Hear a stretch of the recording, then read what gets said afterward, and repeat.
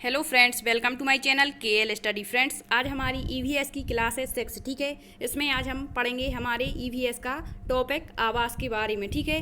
किस जनजाति के किस प्रकार के आवास होते हैं और किस राज्य में किस तरह के जो घर हैं वो पाए जाते हैं, ठीक है। तो इससे आपके क्वेश्चन हर बार बनते हैं और इस बार भी बनेंगे। तो जो आवास वाला टॉपिक है आपका थोड़ा सा बड़ा है, तो इसकी हम 2 क्लासेस रखेंगे ताकि आपको भी बोर ना हो, ठीक है। आप भी बोर ना हो इसको पढ़ने से। एक दिन में हम कम से कम 8 से 10 आवास पढ़ेंगे और इतने बेहतर तरीके से पढ़ेंगे कि हमें हमेशा के लिए ये याद रहें, ठीक है। दोबारा पढ़ने की ज़रूरत ना पड़े, ठीक है। तो ये हमारा टारगेट है सीटेट 2022 को क्वालिफाई करने का, ठीक है। तो ईवीएस में आपको 30 में से चाहिए कितने, 28 मार्क्स, ठीक है।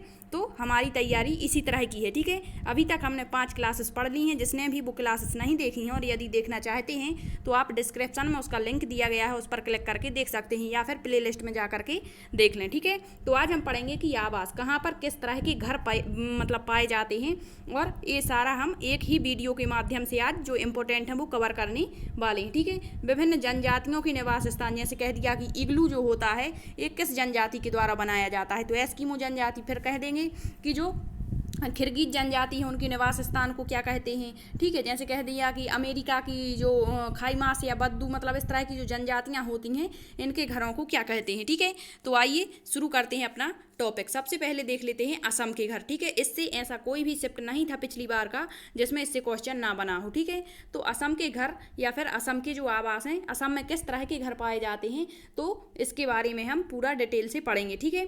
तो या तो इस तरह से क्वेश्चन पूछा जाएगा कि असम के घर किसके बने होते हैं, तो बांस के बने होते हैं। या फिर इस तरह से क्वेश्चन पूछा जाएगा कि बांस या लकड़ी के घर किस राज्य में देखने को मिलते हैं, तो असम राज्य में, ठीक है। तो किसी भी तरह से क्वेश्चन बना दें, हमें सारा कुछ ध्यान रखना है, ठीक है। अब देखते हैं कि जो असम राज्य होता है यहाँ पर क्या होती है, बारिश अधिक होती है, ठीक है।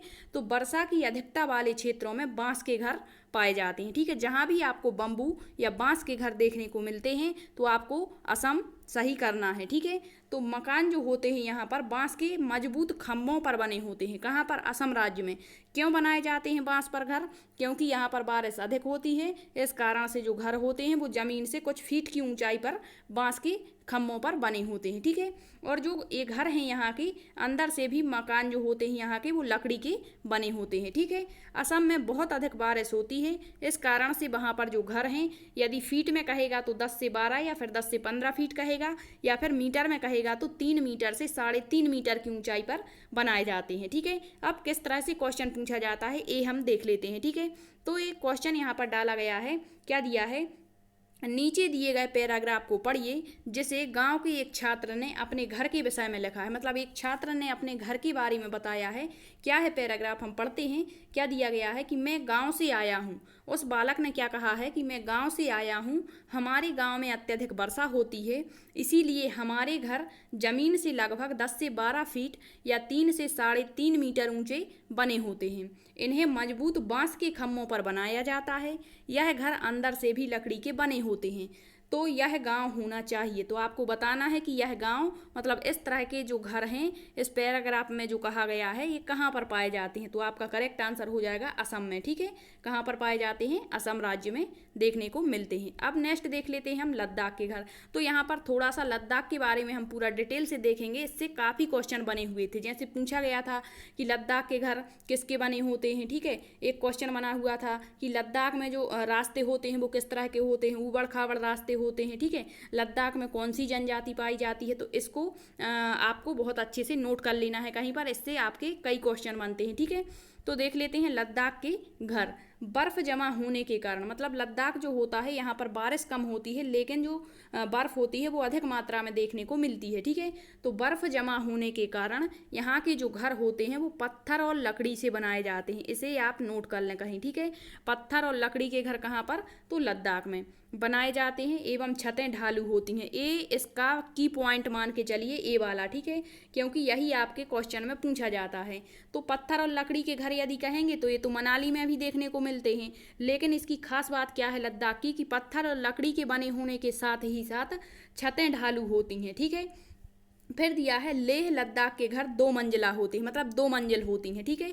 एक निचली मंजिल और एक ऊपरी मंजिल, ठीक है। तो जो नीचे की मंजिल होती है वहाँ पर जानवर, और ऊपर की जो फ्लोर मतलब ऊपर की जो मंजिल होती है वहाँ पर मानव निवास करते हैं, और साथ ही साथ जो ऊपर का फ्लोर होता है वहाँ पर भूसा भी रखा जाता है जानवरों के लिए, ठीक है।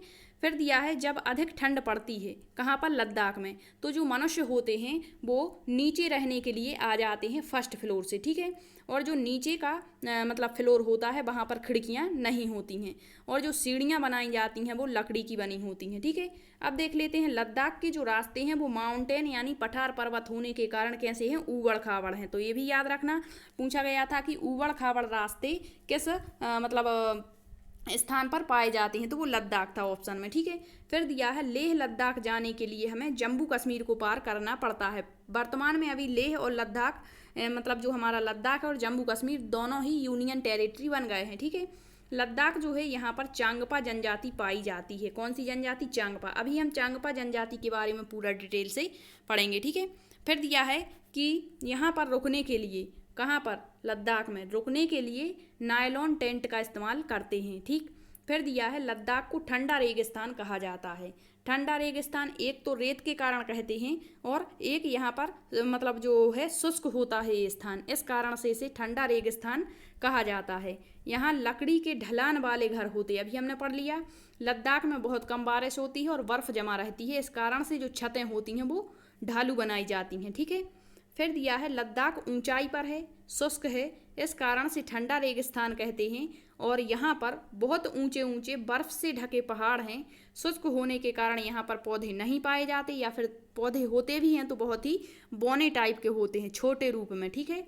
फिर दिया गया है यहाँ पर लद्दाख में, लद्दाख की जो भाषा होती है वहाँ पर वेलकम वेलकम को जूले जूले कहते हैं। क्या कहते हैं, जूले जूले, ठीक है। ये आपके सारे के सारे पॉइंट एनसीईआरटी में दिए गए हैं, ठीक है। फिर दिया है यहाँ पर घर 2 फ्लोर के होते हैं, हमने पढ़ लिया है। फर्स्ट फ्लोर पर मनुष्य और भूसा भरा होता है, क्योंकि यह खाली होता है, और सीढ़ियाँ लकड़ी की बनी हुई होती हैं, ठीक है। ग्राउंड फ्लोर जो होता है, निचला फ्लोर, यह जानवरों के लिए होता है, इसमें खिड़कियाँ नहीं होती हैं, और जब ज़्यादा ठंड पड़ती है वहाँ पर तो जो ऊपर की फ्लोर में मानव निवास करते हैं वो नीचे रहने के लिए आ जाते हैं, ठीक है। लद्दाख के जो घर हैं मोटे पेड़ के तनों का उपयोग किया जाता है इनकी दीवारों को मजबूत बनाने के लिए, ठीक। फिर दिया है लद्दाख में लाल मिर्च, orange pumpkin, golden yellow corn देखने को मिल जाते हैं, ठीक है। यहाँ पर जब गर्मियों के दिन आते हैं तो सब्जियों को सुखा करके रख लिया जाता है ताकि बाद में ये काम आए। फिर दिया है चांगथांग जो स्थान है वो लद्दाख में 5000 मीटर की ऊंचाई पर देखने को मिलता है, और यहाँ पर पेट्रोल और मैकेनिक नहीं होते हैं। जब पेट्रोल नहीं होगा तो यहाँ पर वाहनों का इस्तेमाल भी नहीं होता। यहाँ पर अपने सामान को लाने ले जाने के लिए मतलब याक जो होता है, याक होता है, भेड़ बकरियाँ होती हैं, इनका उपयोग यहाँ पर करते हैं। अब हम देख लेते हैं चांगपा जनजाति, मोस्ट इंपॉर्टेंट है, इससे आपका हर बार क्वेश्चन बनता है, ठीक है। तो इसे अच्छे से पढ़ें एक बार। चांगपा जनजाति चांगथांग स्थान जो कि लद्दाख में पड़ता है यहाँ पर पाई जाती है, ठीक। फिर दिया है चांगपा लोग चांगथांग भाषा बोलते हैं। कौन सी भाषा, चांगथांग भाषा बोलते हैं। तो ये सारे पॉइंट मोस्ट इंपॉर्टेंट हैं, ठीक है। चांगपा जनजाति के लोग भेड़ और बकरियों को पालते हैं, ठीक है। भेड़ और बकरियों को पालते हैं और इनसे ऊन बनाते हैं, ठीक। और ऊन से क्या बनाते हैं, पश्मीना शॉल बनाते हैं। तो पश्मीना शॉल के बारे में भी हम पढ़ेंगे, ठीक। फिर दिया है अपना जो सारा सामान होता है इनका अपने घोड़ों और याक के द्वारा एक स्थान से दूसरे स्थान पर जाने के लिए मात्र 2 से ढाई घंटे में पूरा सामान पैक कर लेते हैं। यदि हमसे कोई कहे कि हमें दूसरे स्थान पर रहने के लिए जाना है तो हमें तो 2-3 दिन लग जाए पैक करने के लिए अपनी सामग्री, ठीक है। लेकिन जो चांगपा जनजाति के लोग होते हैं वो मात्र 2 से ढाई घंटे में अपना सारा सामान पैक कर लेते हैं, क्योंकि ये टेंटों में निवास करते हैं और इनके टेंट जो बने होते हैं याक के मतलब जो बाल होते हैं उसी से बनाए जाते हैं, जिसे रेबो कहा जाता है। क्या कहा जाता है, रेबो, याद रखना, ठीक है। ये पूछा जा चुका है क्वेश्चन। फिर दिया गया है यहाँ पर कि यहाँ पर जब सर्दियों के समय में 70 किलोमीटर प्रति घंटे की रफ्तार से बर्फीली हवाएं चलती हैं, ठीक है। फिर दिया है चंगपा जहाँ अपनी भेड़ और बकरियों को रखते हैं, मतलब भेड़ों और बकरियों के रखने के स्थान को चांगपा जनजाति क्या कहती है, लेखा। क्या कहते हैं, लेखा कहते हैं। और जो लेखा की दीवारें हैं वो भी पत्थरों की बनी होती हैं, ठीक है। फिर दिया है चांगपा जनजाति के जानवरों पर एक मार्क चिन्ह, जिसे पहचान चिन्ह कहते हैं, होता है उनको पहचानने के लिए। यदि कहीं भी यदि इनकी जो भेड़ और बकरियां हैं वो गुम जाती हैं तो वे पहचान लेते हैं, किसके माध्यम से? मार्क चिन्ह के माध्यम से, ठीक है। और जो कारगिल नामक स्थान है वो कहाँ पर पड़ता है? श्रीनगर से लद्दाख के बीच में पड़ता है, ठीक है। तो ये सारे पॉइंट आपको अच्छे से याद रखने हैं, इससे अलावा आपका कोई भी क्वेश्चन इससे नहीं बन सकता, ठीक है। अब नेक्स्ट देख लेते हैं हम हमारे मनाली या फिर शिमला में किस प्रकार के घर पाए जाते हैं। इससे मिलान वाला क्वेश्चन पूछा जाता है, एक तरफ दे देंगे राज्य, एक तरफ दे देंगे आपके घर के प्रकार, ठीक है। आपको मिलान करना होता है कि किस तरह के घर कहाँ पर पाए जाते हैं, ठीक। तो यहाँ पर दिया है मनाली या फिर शिमला, जो हमारा हिमाचल प्रदेश में पड़ता है। पूछा जाता है यहाँ पर किस तरह के घर होते हैं, तो यहाँ पर पत्थर और लकड़ी के बने घर पाए जाते हैं। अभी हमने पढ़ा कि पत्थर और लकड़ी के घर तो लद्दाख में भी होते हैं, लेकिन बर्फ़ जमा होने के कारण छतें वहाँ की कैसी होती हैं? ढालू छतें होती हैं, ताकि जो बर्फ़ है वो जमा ना रहे एक जगह पर और पूरा नीचे जाता रहे, ठीक है। इस कारण से ढालू छतें होती हैं, लेकिन मनाली में पत्थर और लकड़ी के घर देखने को मिल जाते हैं, ठीक। फिर दिया है राजस्थान में, तो राजस्थान में पूछ लें कि किस तरह के घर होते हैं, तो मिट्टी के घर होते हैं। या फिर इस तरह से क्वेश्चन पूछेगा कि मिट्टी के घर किस राज्य में देखने को मिलते हैं, तो राजस्थान के ग्रामीण इलाकों में देखने को मिलते हैं। अब हम देख लेते हैं, पूछा जाता है कि राजस्थान के जो घर हैं वो मिट्टी के बने होते हैं और इन घरों की जो फर्श होती है उसको गोबर से लीपा जाता है, ऐसा क्यों किया जाता है? अब ऑप्शन दे देंगे कि मतलब मजबूती, मतलब दीवारों को मजबूती देने के लिए, या फर्श को चमकदार बनाने के लिए, या फिर कीड़े मकोड़े ना लगें इस कारण से, तो ये हमें पता होना चाहिए, ठीक है। तो मिट्टी के घर कहाँ पर पाए जाते हैं, तो मिट्टी के घर जो हैं वो राजस्थान के गांव में पाए जाते हैं। हाँ, राजस्थान होगा, ठीक है, मिसप्रिंट है। यहाँ पर गर्मी अधिक होती है, कहाँ पर? राजस्थान, क्योंकि यहाँ पर मरुस्थलीय प्रदेश है तो गर्मी अधिक होती है, बारिश कम होती है, ठीक है। गर्मी अधिक होने के कारण मिट्टी के घर बनाए जाते हैं। और क्यों बनाए जाते हैं? क्योंकि जो मिट्टी होती है, मिट्टी की जो दीवारें होती हैं वो बाहर की गर्मी को अंदर नहीं जाने देती, ठीक है। और जो यहाँ की जो छतें होती हैं, क्या होती हैं? यहाँ की छतें जो होती हैं वो कटीली झाड़ियों से बनाई जाती हैं, ठीक। फिर दिया गया है इन घरों की छतें, यहाँ पर होगा इन घरों की जो छतें हैं वो नीम और कीकर की लकड़ी से बनाई जाती हैं। क्यों?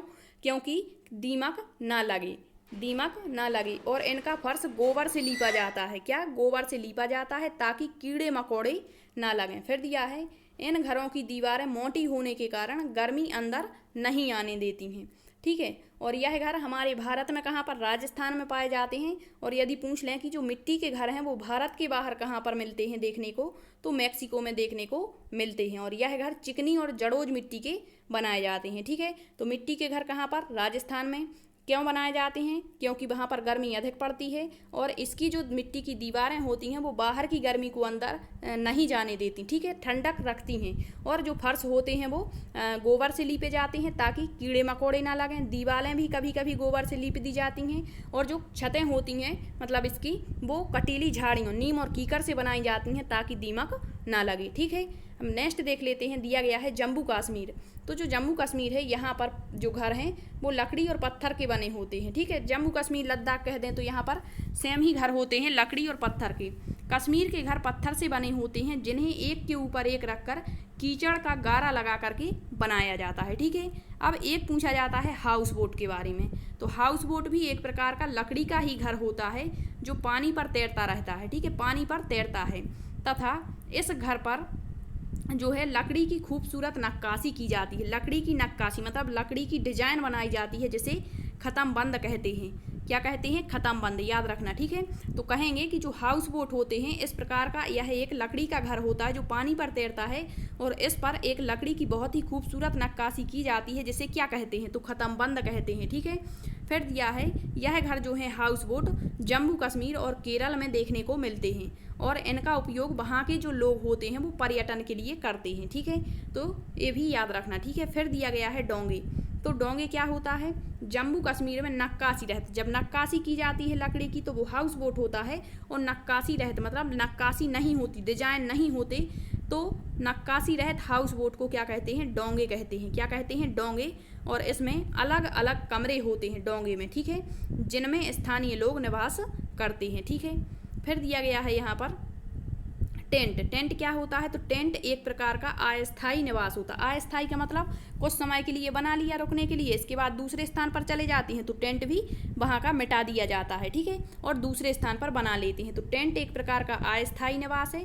और जो टेंट है वो अलग अलग शहरों में अलग अलग चीज़ों से बनाया जाता है, ठीक है।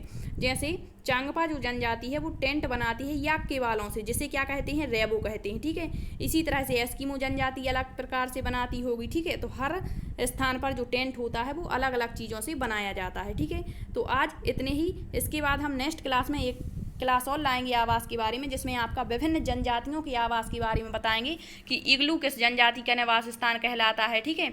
इसके अलावा अन्य जनजातियां जो होती हैं, जैसे कह दिया जैसे झोपड़ा, डांगला, ठीक है, इस तरह के घर कहाँ पर देखने को मिलते हैं, ग्रामीण इलाकों में कौन कौन से घर पाए जाते हैं, छोटे नागपुर के पठार में किस तरह के घर देखने को मिलते हैं, ठीक है, उत्तर भारत में किस तरह के घर होते हैं। तो इस सारे एक आपका वीडियो और आएगा, उसमें आपके पूरा आवास जो आपका एनसीईआरटी में जितने भी आवास दिए गए हैं पूरा कवर हो जाएगा, ठीक है। तो आई होप आपको ये सेशन पसंद आया होगा। यदि सेशन पसंद आया है तो लाइक शेयर जरूर करना, ठीक है। Thank you.